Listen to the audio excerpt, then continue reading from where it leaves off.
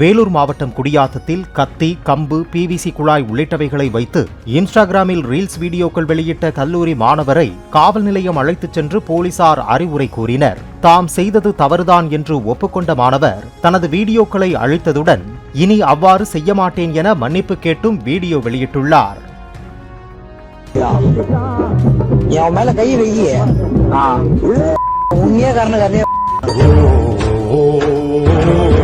அதில் ஒரு 2 வீடியோ பார்த்தேன்னா ஒன்று வந்து கத்தித்து ஒரு மாதிரி நான் வந்து கட்டெடுமோ 2 வீடியோ பார்த்தேன்னா தவறாக போட்டேன். அது எனக்கு தெரியாமல் நான் வந்து போட்டுட்டேன். இனிமேல் அந்த மாதிரி வீடியோ வந்து நான் வந்து போட மாட்டேன்.